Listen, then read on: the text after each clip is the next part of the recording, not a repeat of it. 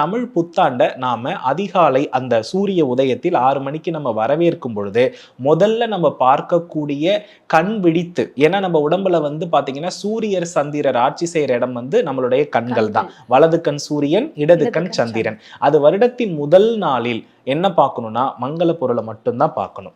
So அதனால எப்போதுமே என்ன பண்ணுவாங்கன்னா கிராமப்புறங்கள்ல நம்மளுடைய முன்னோர்கள் எல்லாம் என்ன செய்வாங்கன்னா எந்த வீட்டோடைய வரவேற்பறை, ஏன்னா எழுந்த உடனே எல்லாருமே எங்க வருவாங்கன்னா வரவேற்பறைக்கு தான் வருவாங்க.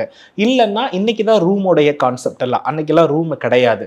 அதனால என்ன பண்ணுவாங்கன்னா தூங்குவதற்கு அருகே அல்லது வரவேற்பறையில் என்ன பண்ணுவாங்கன்னா ஒரு தட்டுல வந்து மா, பலா, வாழை இதை வந்து என்ன பண்ணுவாங்கன்னா கன்ஃபார்மா வச்சிருவாங்க.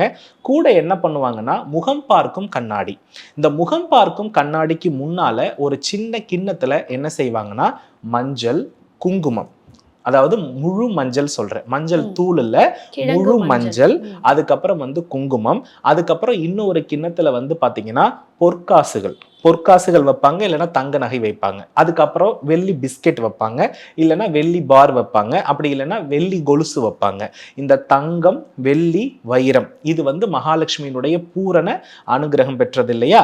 அதனால இந்த பொருளை ஒரு கிண்ணத்திலையும் கூடவே வந்து பாத்தீங்கன்னா வெற்றிலை, பாக்கு, தாம்பூலம் இதெல்லாம் வைக்கிறதுன்றது வழக்கம். ஸோ இந்த பொருளில் தான் என்ன பண்ணணும்னா ஒரு வருடத்தினுடைய முதல் நாள் தொடக்கம் அப்படின்றது என்ன பண்ணணும்னா இருக்க வேண்டியது அவசியமான ஒன்று. அதற்கு அடுத்தபடியா இதெல்லாம் எப்ப நம்ம தயார் பண்ணணும்னா முதல் நாள் இரவே தயார் பண்ணி நம்ம வீட்டோடைய பூஜை அறையில வைத்து விட வேண்டும்.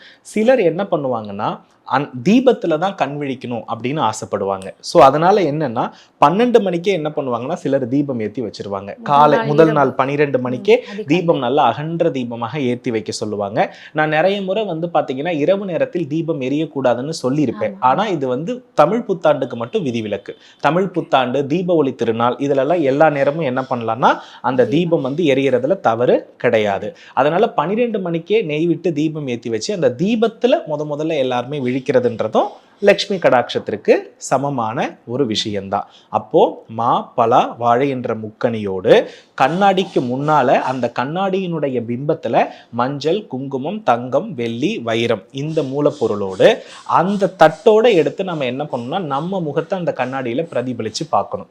அப்படி பார்க்கிற நாள் தான் தமிழ் புத்தாண்டு. அப்ப வருடம் முழுவதும் அங்க இருக்கக்கூடிய பொருள் இரட்டிப்பாக பெருகும்.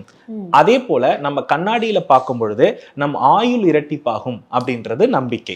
அதனால வந்து பாத்தீங்கன்னா அந்த கண்ணாடியில நம்ம முகத்தை பார்க்கும்போது நம் முன்னோர்கள் எல்லாம் நம் பின்னால் தெரிவார்களாம். அதனால நம்மளுடைய ஆன்மா வந்து மெருகேறும் அப்படின்றதுனாலதான் கண்ணாடி வைக்க சொல்றதுக்கான மிக முக்கியமான காரணம்.